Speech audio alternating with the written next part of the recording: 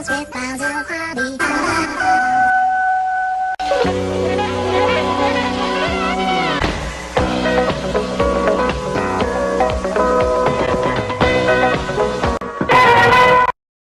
Welcome back to Pat and Ken at the Holidays 2024 edition. I'm Pat McDonald, the Über critic of Chicago. It's the time of year when the world falls in love. You know, Pat, I love Christmasing with you. Not that there's anything wrong with that. And I'm Ken Candela. Isn't that the Christopher Waltz? No, it's a Christmas waltz. I get it. All right. So anyway, I picked this one. Now, as I said... You're to blame for this one. Yes, I am to blame. Take full blame. I'm obsessed with the era of the studio system where they didn't make movies with a Christmas theme necessarily. Now, you know, you have your classics like Miracle on 34th Street and others. That didn't mean they didn't title things Christmassy. A few years back, we did the thing called Christmas Eve that had nothing to do with Christmas, but it had a guy with a gun on a green and red VHS cover, as I remember. But anyway, this is called Christmas Holiday.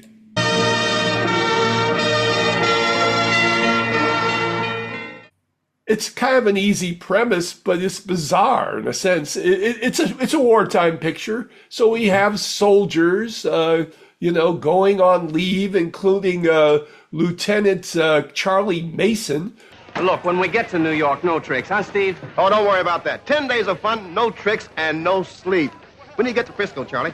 I get to San Francisco tomorrow morning. Oh, pardon me, I forgot. San Francisco. Well, Merry Christmas to you, Charlie, if I don't see you again. Who is gonna go and marry his gal in San Francisco. He's gonna propose. So he gets a Dear John telegram saying that she's married someone else. Dear John. Right. Now I think this happened a lot during the war. Number one, people got married very quickly because everybody was going to war. And number two, if you weren't there, you snooze, you lose. Right. Joe Smith down the street just snatches her up and marries her so he can bang her before he goes to war. So basically, so the character gets a Dear John letter, and he's devastated. He really is. I think he had murder in his heart.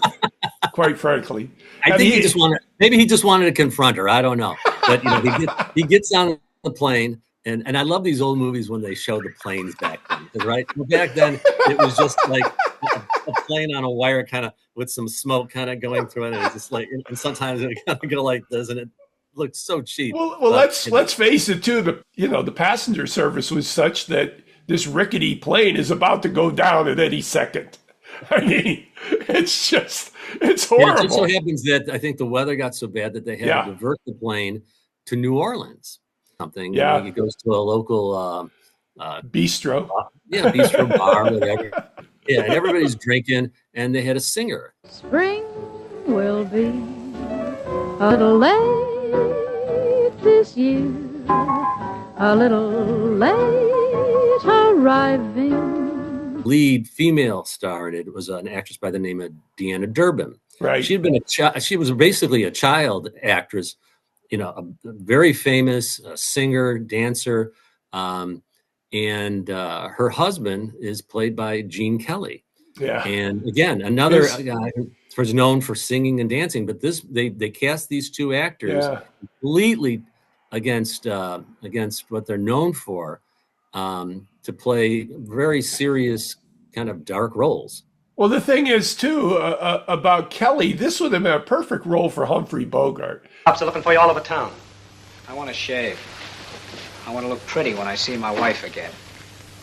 Clean and pretty. You can understand that, can't you, Simon? So the Christmas aspect of it is that the plane is down because of the weather. Right. He meets Torchy Blaine or whatever her name was in the bistro, and she wants to go to midnight mass naturally.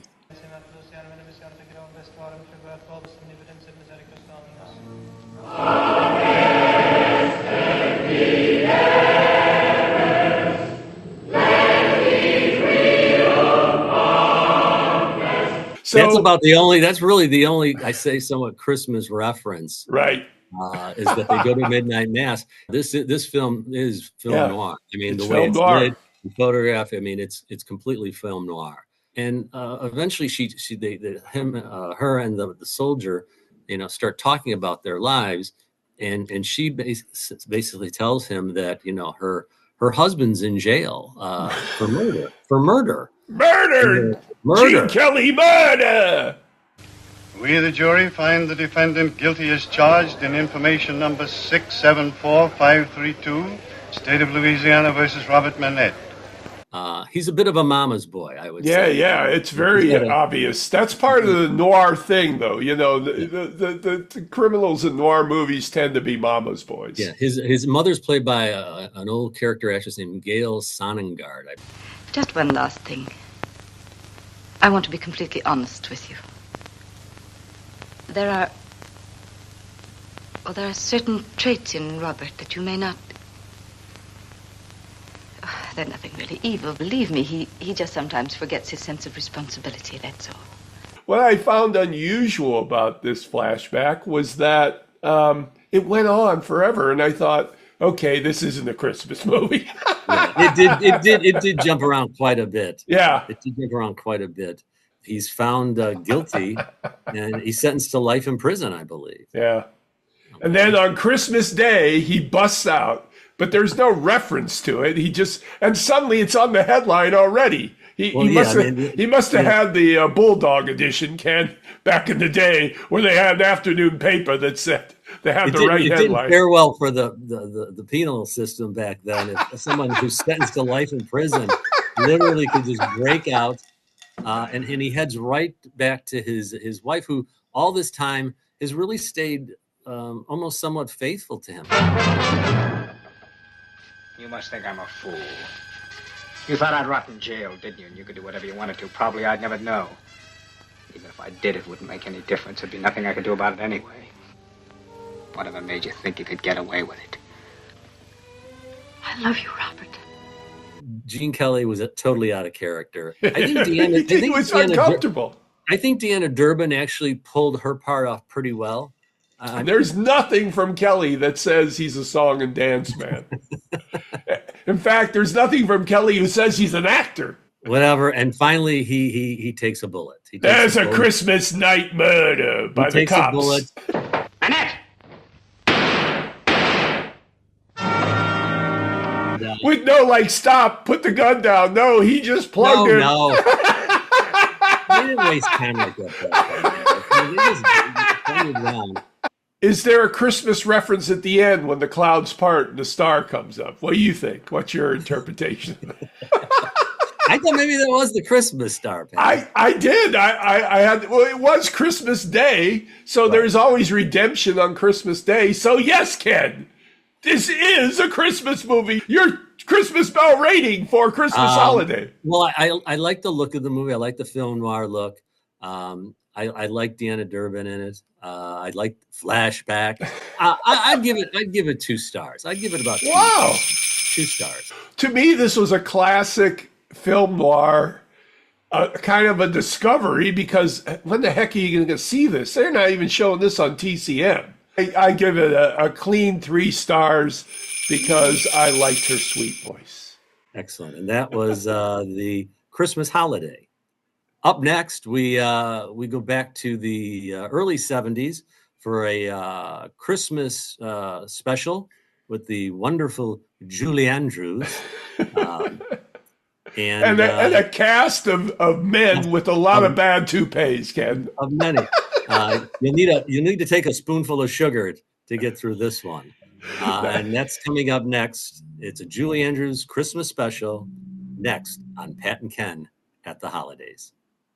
We wish you a Merry Christmas. We wish you a Merry Christmas. We wish you a Merry Christmas and a Happy New Year.